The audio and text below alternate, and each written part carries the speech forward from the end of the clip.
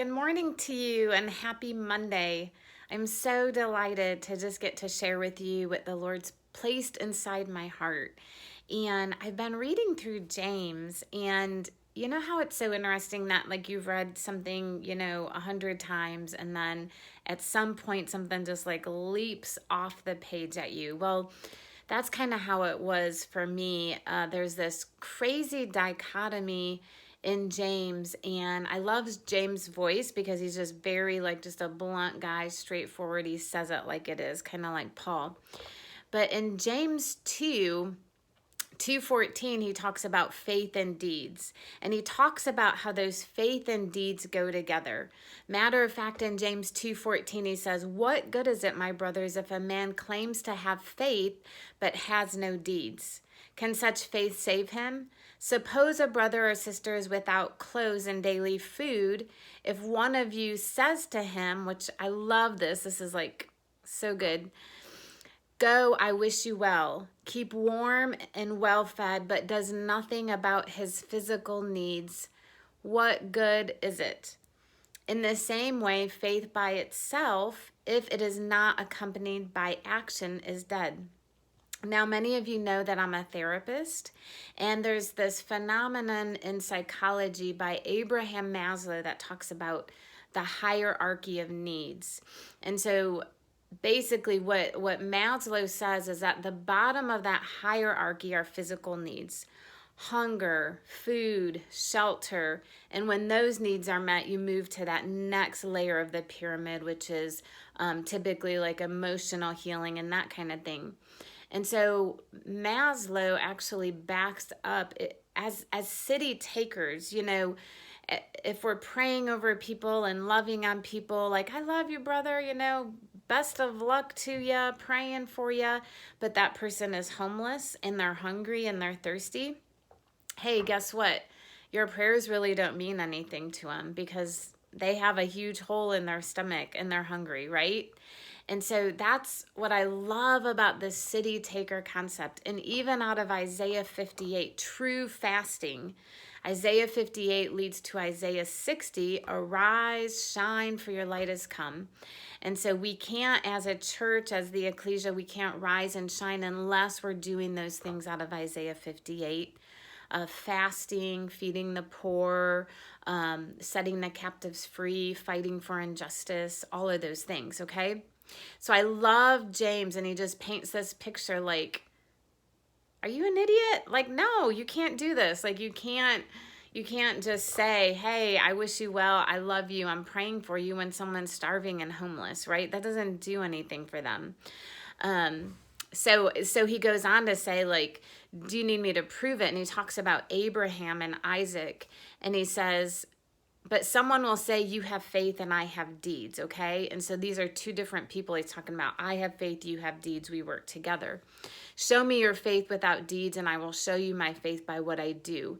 You believe that there is one God. Hey, good. Even the demons believe that and shudder." And James is just so funny. And he says, "You foolish man, do you want evidence that faith without deeds is useless? Was not our ancestor Abraham considered righteous for what he did when he offered his son Isaac on the altar? You see that his faith and his actions were working together, and his faith was made complete by what he did.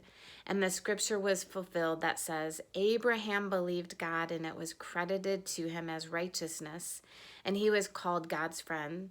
You see that a person is justified by what he does and not by faith alone."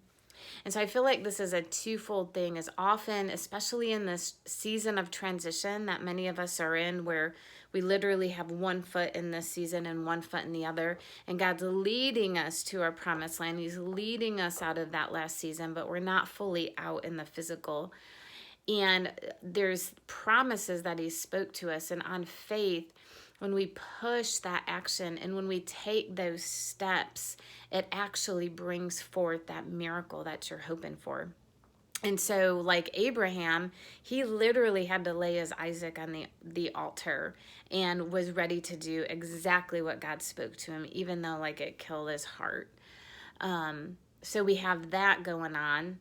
Okay, so remember I said James has this dichotomy of faith and deeds. What I want to propose to you is faith without action is dead, but I want to propose something else. Action without faith is dead. And we don't talk about that a lot, but out of James 5, this is how James actually closes his book. And here's the contrasting picture. He talks about the prayer of faith in verse 13. Is any of you in trouble? He should pray. Is anyone happy? Let him sing songs of praise. Is any one of you sick? He should call the elders of the church to pray over him and anoint him with oil in the name of the Lord. And the prayer offered in faith will make the sick person well. The Lord will raise him up.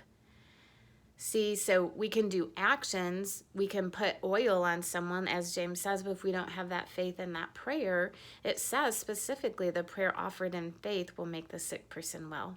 And so those two things, both of those components have to be. He goes on to say the prayer of a righteous man is powerful and effective. Elijah was a man just like us. Isn't that amazing? That's so reassuring. Just like me. Awesome. He prayed earnestly that it would not rain, and it did not rain on the land for 3.5 years. Wow. That's amazing. Again, he prayed, and the heavens gave rain, and the earth produced its crop. And so what I want to propose to you second is we can do a lot of actions, but we don't have the heart of prayer behind it and the heart of that faith. Those actions are dead and they're not going to produce fruit. And so I love the dichotomy there from James 2 to James 5. And I want to challenge you today. That's really what the whole linked model is. When we came up with that linked model and the Lord just really downloaded that to us as a strategy for revival, it is prayer and practical support in our cities. And it has to be both.